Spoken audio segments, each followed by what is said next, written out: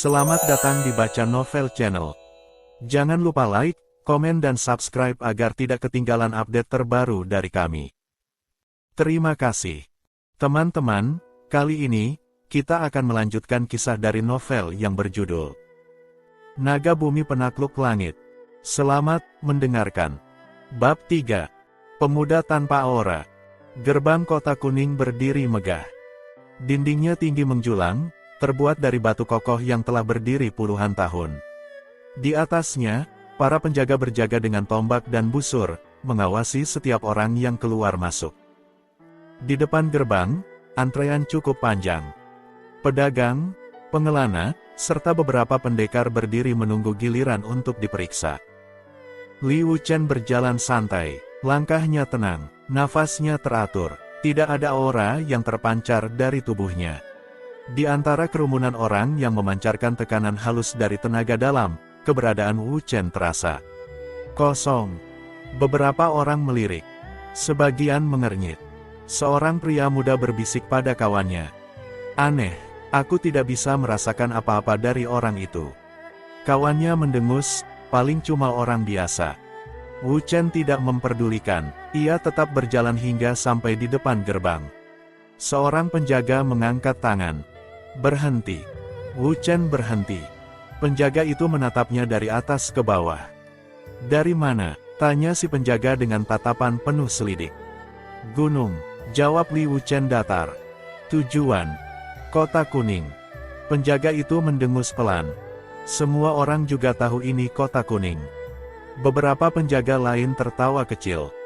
Wuchen tetap tenang, aku hanya ingin masuk.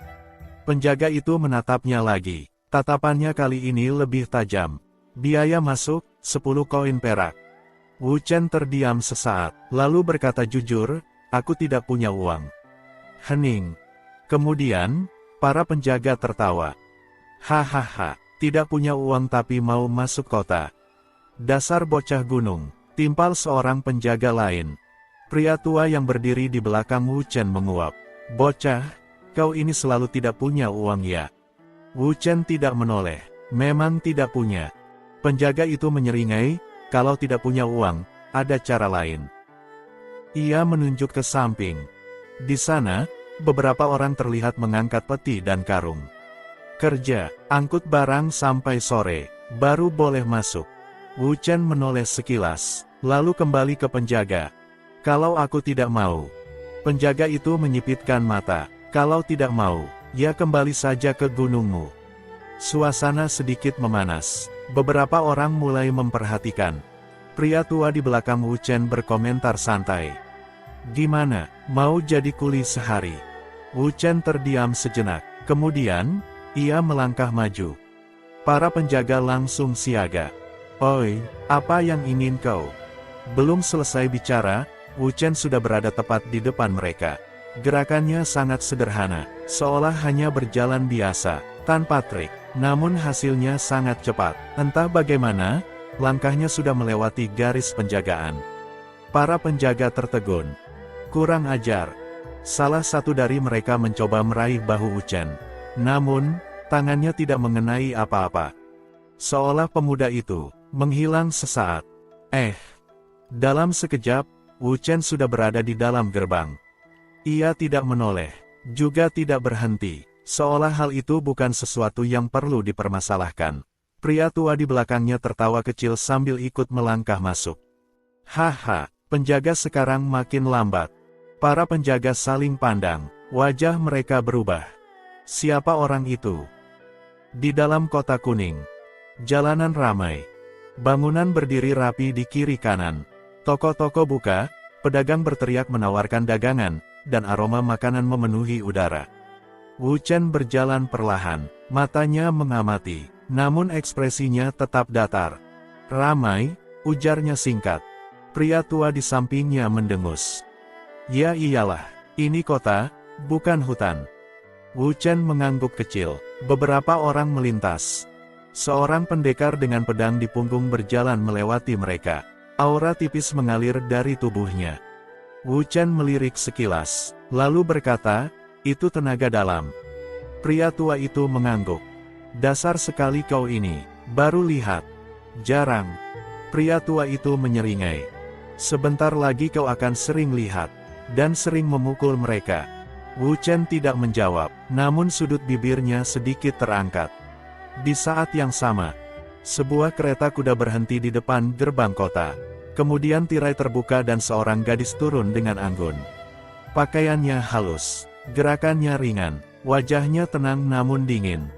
Para penjaga langsung menunduk. "Selamat datang, Nona Lin." Gadis itu tidak menanggapi, ia hanya berjalan masuk. Angin berhembus pelan, membuat rambutnya berkibar. Lin Suer. Matanya menyapu sekeliling, namun tidak lama, tatapannya berhenti. Di kejauhan, ia melihat sosok pemuda berjalan santai di tengah keramaian. Tidak ada aura, tidak ada tekanan. Namun, langkahnya mantap, seolah dunia di sekitarnya tidak berarti apa-apa. Mata Lin Suer menyipit. Itu dia. Ia melangkah tanpa ragu. Kembali ke Wu Chen. Ia berhenti di depan sebuah kedai makan kecil. Bangunannya sederhana, tidak terlalu ramai, namun dari dalam, tercium aroma makanan yang menggugah.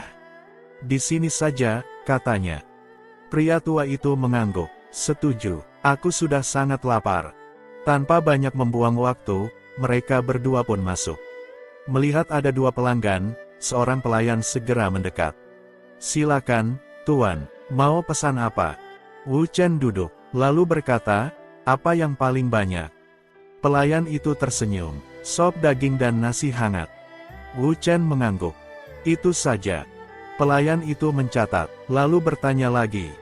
"Minumnya?" Wu Chen berpikir sejenak, kemudian berkata, "Air." Pria tua di sampingnya langsung protes. "Oi, kenapa cuma air? Pesan teh herbal terbaik." Wu Chen melirik, "Kita tidak punya uang."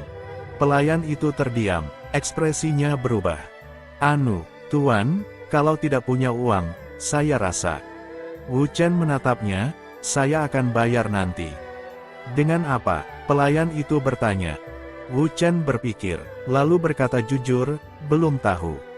Pelayan itu menelan ludah, pria tua di sampingnya tertawa kecil. "Tenang saja, bocah ini bisa ganti dengan tenaga." Pelayan itu semakin bingung, namun akhirnya mengangguk ragu. "Baik, saya siapkan dulu." Tak lama kemudian, makanan datang. Wu Chen langsung makan tanpa basa-basi. Gerakannya tenang, dan dia makan dengan cukup lahap. Begitu pula dengan orang tua di hadapannya. Bahkan pria tua ini lebih keterlaluan. Dia makan sambil mengecap-ngecap, membuat beberapa pasang mata melirik risih. Di saat yang sama, pintu kedai terbuka dan seorang gadis melangkah masuk. Suasana langsung berubah. Beberapa orang menoleh. Beberapa bahkan menahan napas melihat gadis yang berparas cantik dan anggun itu mengambil langkah satu demi satu. Siapa lagi kalau bukan Lin Suer? Matanya menyapu ruangan, lalu langsung tertuju pada satu orang, Li Wu Chen. Ia berjalan mendekat, langkahnya ringan, namun setiap langkah membawa tekanan halus yang membuat beberapa orang menunduk. Wu Chen tetap makan, seolah tidak menyadari, atau dia memang tidak peduli. Lin Suer berhenti di depan mejanya. Hening sejenak, kemudian, dengan kaku ia berkata, "Kau?" Wu Chen mengangkat kepala, meski keningnya mengernyit, tatapannya tenang. "Ada apa?" Lin Suer menatapnya dalam. "Pemuda tanpa aura, bagaimana kau bisa melewati gerbang?" Wu Chen menjawab singkat, "Aku hanya berjalan saja." Beberapa orang yang mendengar hampir tersedak. Lin Suer menyipitkan mata. "Aku serius." Wu Chen mengangguk, ekspresinya terlihat sungguh-sungguh. "Aku juga." Hening. Pria tua di sampingnya menahan tawa. Lin Suer menatap Wu Chen lebih dalam. Aura halus keluar dari tubuhnya. Tekanan ringan menyebar. Beberapa pelanggan langsung menunduk. Namun Wu Chen tetap duduk santai. Tidak bergerak. Tidak terpengaruh. Seolah tekanan itu tidak ada. Mata Lin Suer berkilat, menarik. Wu Chen kembali menyendok makanannya. "Nona, seingatku, aku tidak pernah menyinggungmu. Kalau tidak ada urusan lain, jangan ganggu. Aku ingin makan dengan tenang." Beberapa orang hampir jatuh dari kursinya. Berani sekali dia bicara seperti itu. Namun, Lin Suer tidak marah. Sebaliknya, ia tersenyum tipis. "Namamu?" Wu Chen menjawab tanpa melihat. "Li Wu Chen." Lin Suer mengangguk. "Baik, aku akan mengingatnya." Ia berbalik, namun sebelum benar-benar pergi, gadis itu berkata, "Kita akan bertemu lagi." Wu Chen tidak menjawab, ia hanya terus makan. Pria tua di sampingnya berbisik, "Bocah, kau baru saja menarik perhatian yang merepotkan." Wu Chen menelan makanannya, lalu berkata datar, "Selama dia tidak mengambil makananku, tidak masalah." Pria tua itu tertawa keras. "Hahaha, tidak sia-sia aku menjadikanmu budakku." Sementara itu, di luar kedai Lin Suer berhenti sejenak. Ia menoleh ke belakang, matanya menyipit. Orang tanpa nuraga, tapi tidak terpengaruh tekanan auraku. Ia tersenyum tipis, menarik sekali. Lalu gadis itu menggerakkan kedua kakinya sedikit, dan tubuhnya langsung melesat dengan kecepatan yang luar biasa, meninggalkan sedikit aura yang tersisa di sana. Di sebuah bangunan besar di pusat kota, seorang pria parubaya berdiri di depan jendela. Tatapannya mengarah ke kejauhan, aura kuat mengelilinginya, menimbulkan tekanan bagi orang biasa yang mencoba mendekatinya. Tiba-tiba, seorang pelayan datang dan langsung berlutut di belakangnya. "Tuan, ada laporan." Pria itu tidak menoleh. "Katakan." Seorang pemuda tanpa aura, terlihat memasuki kota. Ia juga terlibat keributan di gerbang. Hening sejenak. Kemudian, pria itu berkata pelan. Tanpa aura. Ia tersenyum tipis. "Menarik." Bersambung.